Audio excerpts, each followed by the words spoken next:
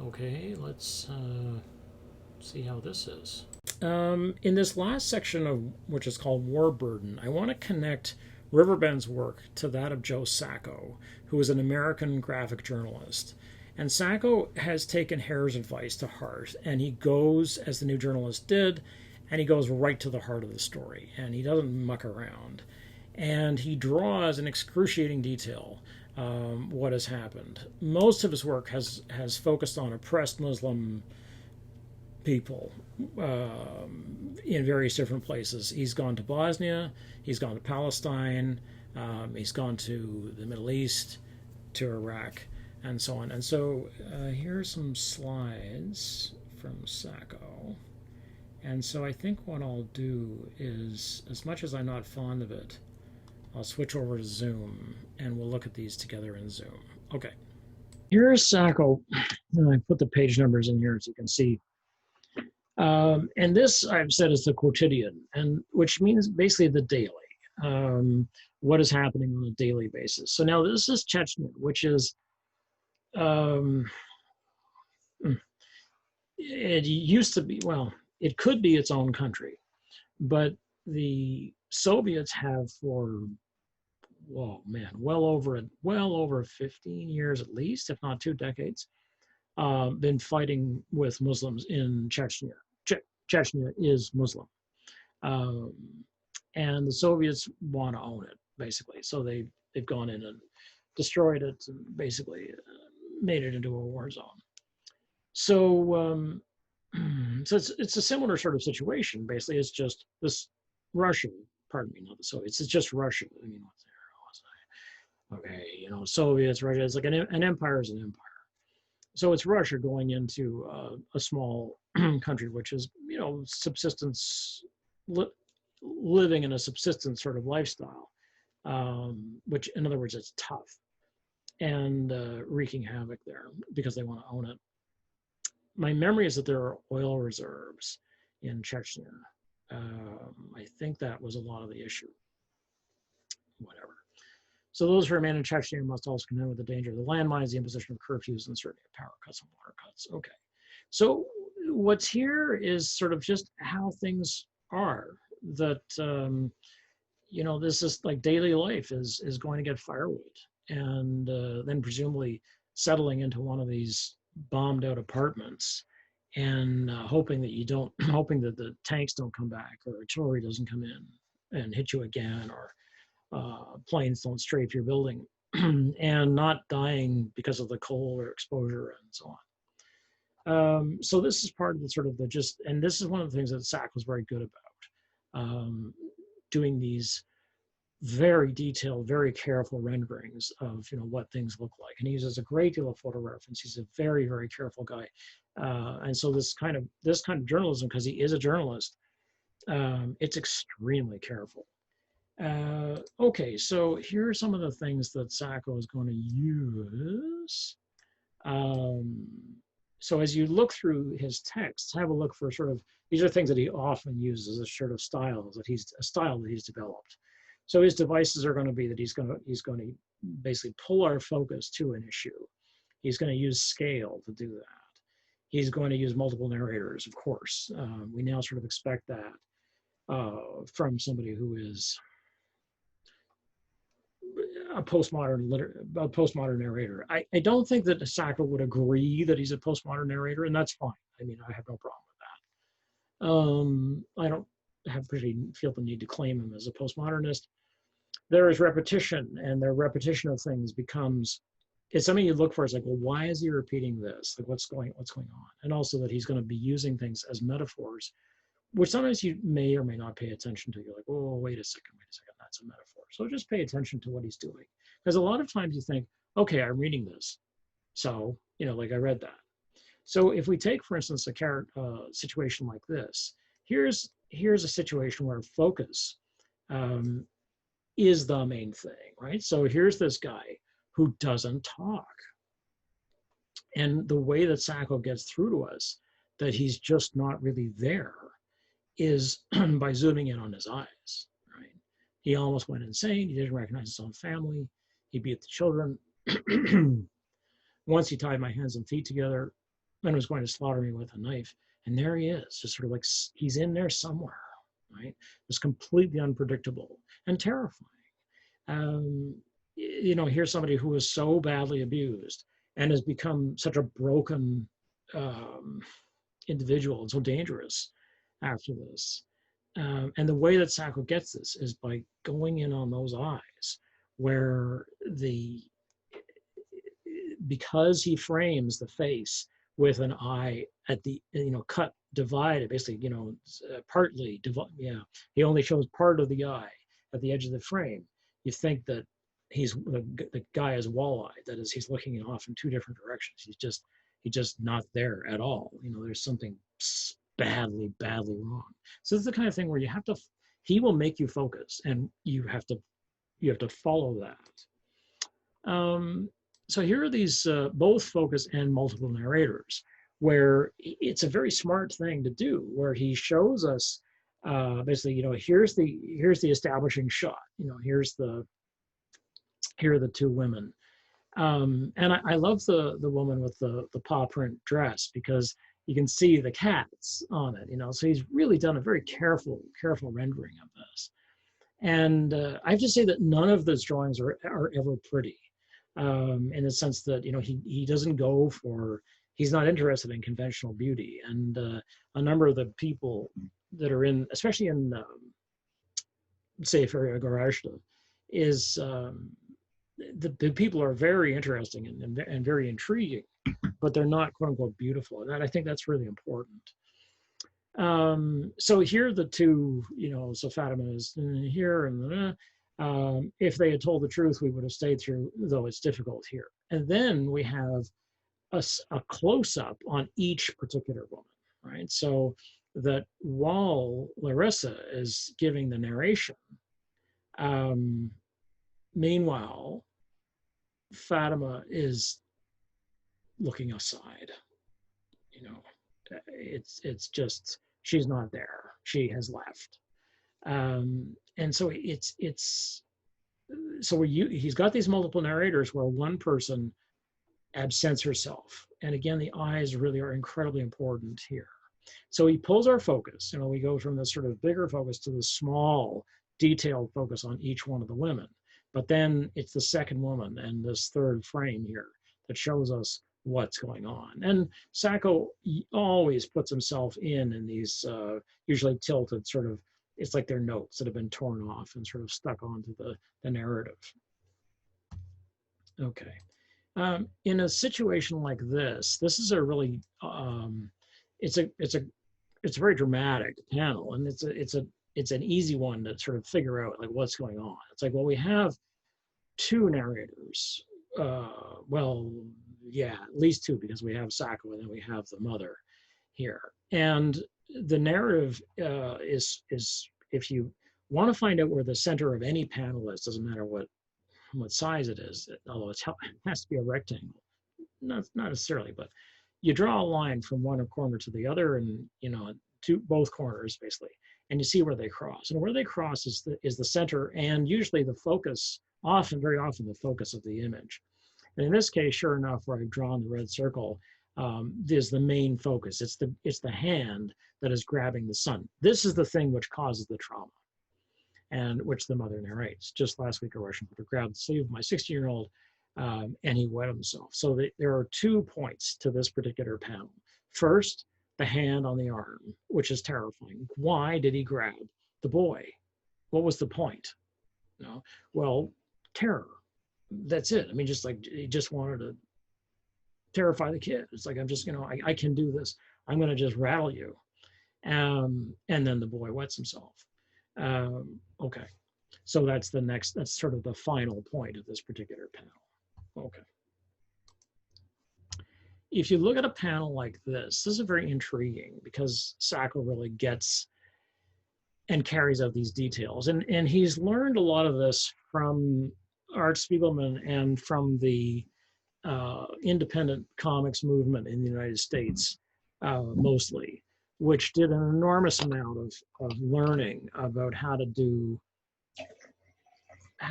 tell biographical or autobiographical stories in a way which was not straight narrative. So that there are these details which are, they're very, very careful with these details. And that's something that Sacco has learned in great part from Spiegelman and his magnum opus Maus, which you may or may not have read. I highly recommend it. It's very readable. It's a 2-volume graphic novel. So if we look at the top panel on the left, you say, I do the washing, the children are asleep, says, I'm lucky to have good neighbors who give me soap and detergent.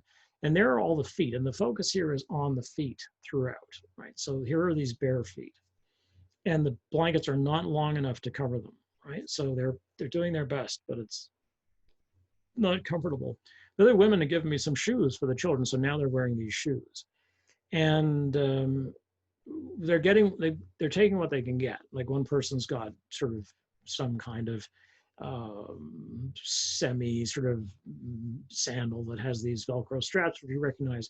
But the other two folks have slippers, basically, which are, that's hard to wear. And it's not exactly great for walking around in the winter either. So then we move over. So the focus is on the shoes, right? And the shoes are a marker of what they don't have.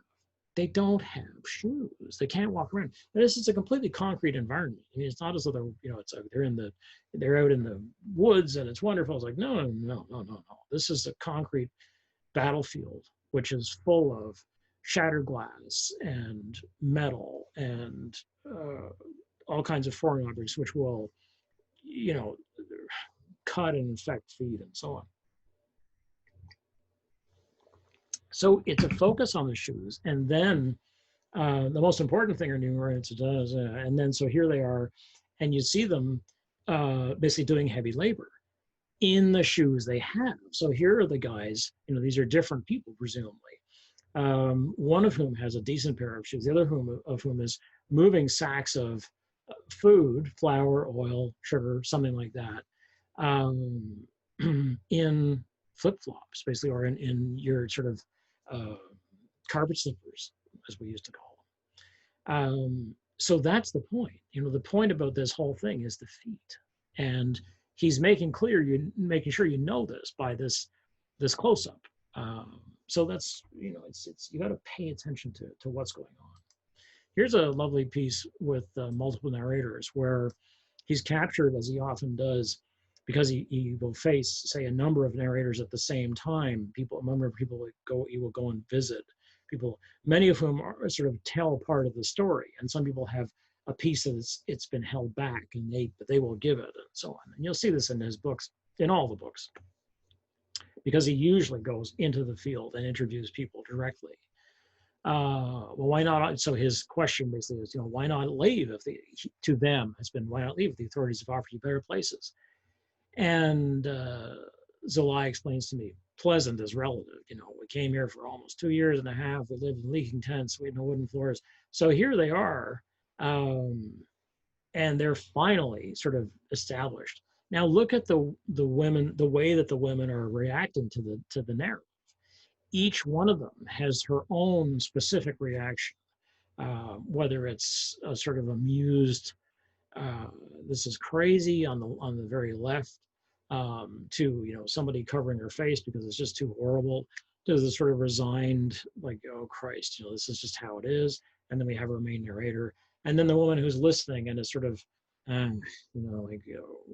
this is all garbage. And then the person who's just can't bear to be in the scene and is sitting off in the distance on a bed, presumably, just drifting because, so there are, although it appears to be this one narrator, there really are multiple narrators here because we can see the responses and the reactions of all the people in the room, which is enormously important to us.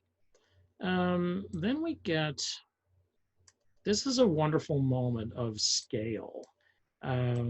Where it's the same old thing as, because he often uses these techniques. That's why I'm saying is like, just keep a lookout for this stuff when you're reading Sacco, where he uses focus. So there's this, one shouldn't have family, one should commit suicide. Okay. But what do you tell your children? And so it's like, give up on life. And then here they are walking. And Sacco is the fourth one from the left, or the second one from the right. He has the strap over his shoulder to a bag, which is probably his tape recorder. And so that's Sacco drawing himself from behind. And then, but he's still up, he's still up in the present, basically, or in this particular moment, talking with this guy. If war doesn't come to an end, where shall we go? That's what bothers me. The world has become this big. So it's like, this is the size of what you can fit into. And that's it. Sorry, I'm trying to move this freaking bar, which is in my way. I'm sorry, I have before struggled to know whether, I think this is a woman and not a man. And like many people who are just ravaged like this, yes, it's a woman. Yeah, of course. It can be hard to tell. Yeah. Okay. Sorry about that. Interesting though. So this is a scale issue, and he often will show little people in a massive thing to indicate, how, like, sort of how much people are at the mercy of their environment. And one of the best examples, there are a number, but this one of Yaha, living in this drafty farmer workshop with her 5 surviving children. And here's this, really, it's an industrial environment. I mean, it's just god awful. And you can see they've got this little tiny stove, which, is venting into one of these pipes. God knows where it goes. But it's presumably not going to kill them because, as you know, you cannot really burn. You have to be extremely careful about burning material inside because you can die of carbon monoxide poisoning, and it's you won't know you're dying. I mean, it's fast, and it's so if you burn coal, and this is one of the reasons why, if there's a power outage, they say do not bring your hibachi or whatever it is, your grill, inside the house and burn charcoal, because charcoal burns off the CO2 and leaves behind carbon monoxide, CO, which can kill people very, very quickly. And it's odorless. You don't have any idea what's going on. You just sort of like, that's it, you pass out. And you're done within a couple of minutes, you're finished. So that's incredibly dangerous, the way they're living. But yeah, so there's a gas line, I guess, is coming from outside. But what's important about this is the scale of it, is that just how massive, how tiny the people are, and how massive the situation is, and how completely it dwarfs the human experience, basically. Okay. Then there's this repetition, which I was talking about, where one of the powers of repetition is that what you have to focus on, because we may read this, the reason I put a page in like this is that you might just read it and say, okay, I read that. Like, oh, okay, yeah, it's this woman who is having this terrible time. She's just overwhelmed with grief and terror and suffering. And so, I can't sleep since my daughter died, but still it's quieter here. I'm sorry I'm crying. It's much better there in Chechnya here than in Chechnya. I apologize again for crying. And so this is heartbreaking. I mean, this is really hard stuff. But the way it works is the stillnesses of panels 1, 4, and 7, which really make this work, because she keeps breaking down. And that's what's important about this, is that she can no longer speak. And so that's why this is so incredibly powerful. So with Sacco, as with most complex graphic novels, you have to slow down and you have to go back and look at, how was this done? Why was it done this way? Think about film, in terms of when you're reading a graphic novel and you think, well, I don't know how to make anything of this. I just am reading the story and that's all I got. It's like, well, go back and look at it and think about, what if this were a film? What would you think? Look for shot reverse patterns. Imagine yourself as the camera. Look at the way you've been shown, essentially, reality. So here's repetition of the image, and we think, oh, it's all the same image, I won't bother reading. It's like, no, not at all. The image changes dramatically. And it's in those changes that this story is told. Okay. So when you want to get them all together, you could try this page 50 here. I'll just put myself up here. And here's the story where they're living in this oh, I think it's an old I think it's an old factory. Does it actually say? Looks like a barn warehouse sort of structure. And so into the darkness they go. And so I'm looking at the corridor over here. I'll just move myself underneath. So it's focus, scale, repetition, metaphor. Yeah, it's all these things. So the focus here in this first panel, this large panel, is on the light, because what it points up is that there is no light inside this place. It's daylight outside, but not inside. And here again is Sacco. You'll see him approaching us.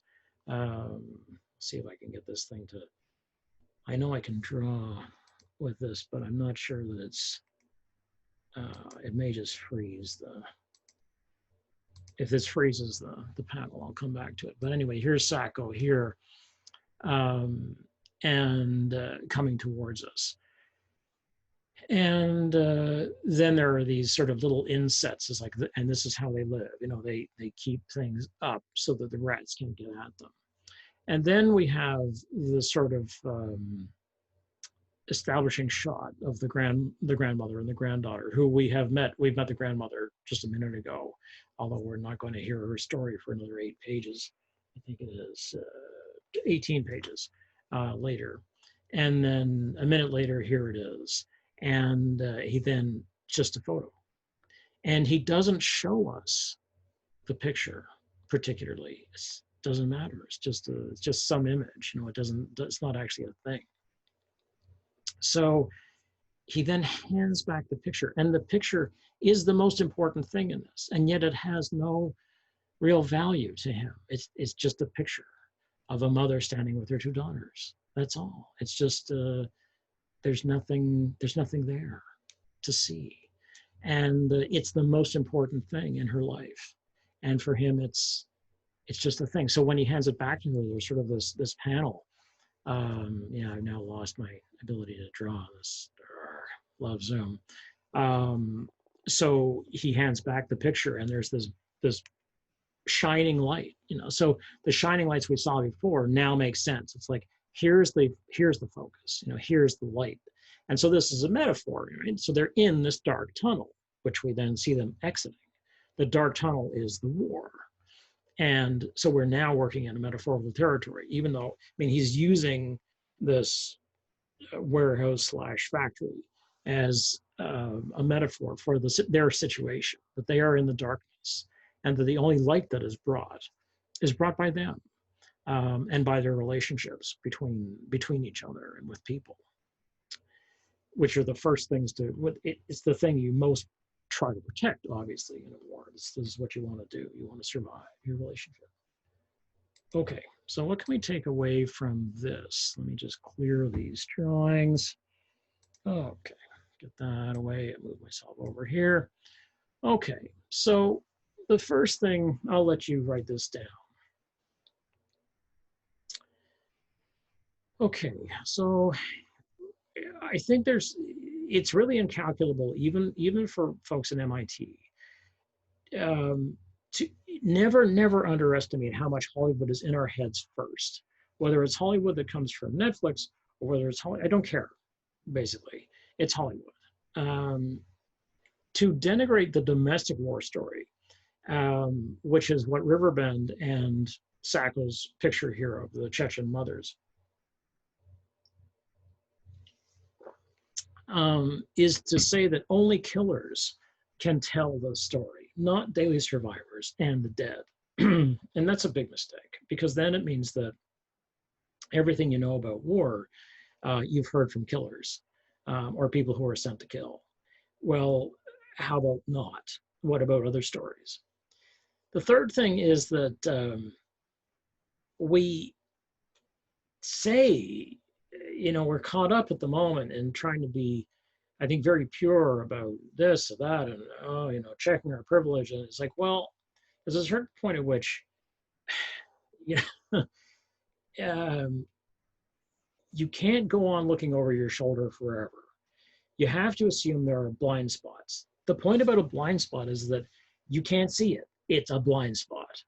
So we think that, we'll be on top of everything. It's like, no, we have to be open to saying, having people say to us, but see, you didn't see that, you missed that. You're like, yeah, well, that's true, yeah, I did miss that, but here's what I was thinking. And we need to be able to have a discussion about that. So if we think that, and it's true, that if Western women are second class citizens, and they certainly are, given the way that we pay them and treat them, women, um, then other women are fourth class citizens, because a woman in any other given country is, by definition, the patriarchy. It's like man in West most important, woman in West who's white, and presumably middle class, and they're more higher educated and so on, second most important. Man in other country, brown person, moderately important. Woman in other country, almost not important at all, if at all. I mean, probably not calculated at all. So these are the kinds of things we have to consider. Let me just close this thing here. Okay. Yeah. Okay. So just for Sacco, just keep an eye on these few things, because he does work with metaphor. But the thing is, you tend to, because Sacco is so focused on the gritty reality, and it's very gritty. I mean, he doesn't make anything look pretty ever. And I think that's one of his great strengths. I mean, he tells very hard stories, but he also tells very light stories. I mean, he's able to go back and forth between these. Some of them are just absolutely heartbreaking, and some of them are funny and crazy. So, as I say, I think Sefer Yegarashta is incredibly important. I think his book Palestine is important. Footnotes in Gaza is important. I think all of his books are important.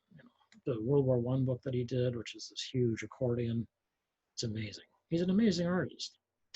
Okay, that is enough for this.